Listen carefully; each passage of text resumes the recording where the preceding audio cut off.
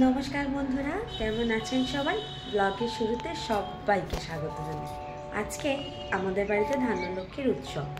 অনেকের বাড়িতেই হয় এই উৎসবটা, ধানলক্ষ্মীর পুজো বা উৎসব যাই বলা যায়। তো আমাদের বাড়িতেও আজকে আছে। এই উৎসবটা বেসিক্যালি হয় 3টে মাসে হয়, মানে 3 মাস পর পরে পুজোটা হয়। যে মাসগুলোতে ধান ওঠে আমাদের গ্রামের বাড়িতে, সেই মাস অনুযায়ী আমাদের এখানে পুজোটা হয়। আমি এই পুজোটা আজকে দেখাচ্ছি কারণ আমি যে কন্টেন্টটা বেছেছি সেটা হচ্ছে আমার বেঙ্গলি ট্র্যাডিশনের ওপর বা কালচারের ওপর। তো কীরকম পুজোটা হয় বা কী কী নিয়ম থাকে সব আমি আপনাদের অল্প অল্প করে শেয়ার করব।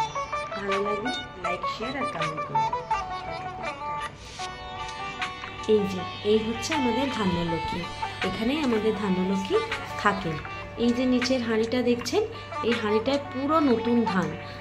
যখন যে মাসে যে ধান ওঠে সেই ধানে ভর্তি থাকে এই নতুন মানে আমাদের এই লক্ষ্মীর হাঁড়িটা। তার উপরেই থাকে পুরো মা লক্ষ্মী আর নারায়ণ বসানো। হাঁড়িটায় কিন্তু ভর্তি একদম উপচে পড়ার মতো ধান রেডি করা থাকে, ঠিক আছে।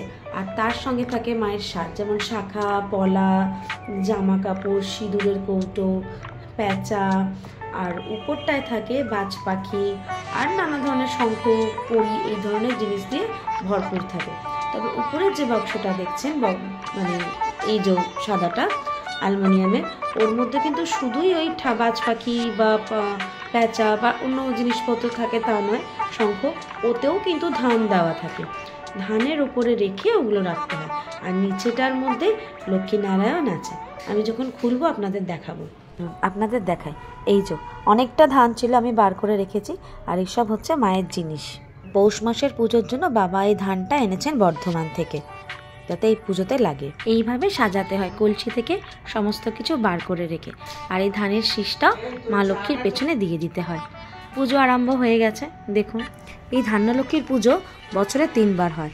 পৌষ মাস, চৈত্র মাস আর ভাদ্র মাসে হয়। তবে পৌষ মাসের পুজোটা সব থেকে বড় করে হয় আমাদের এখানেও আর গ্রামেও।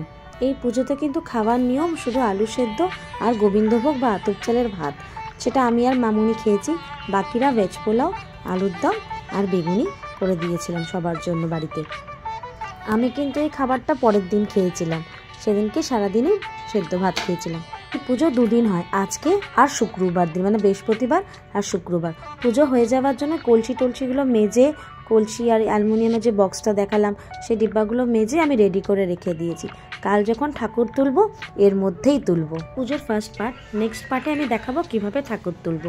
ততক্ষণ ভালো থাকবেন।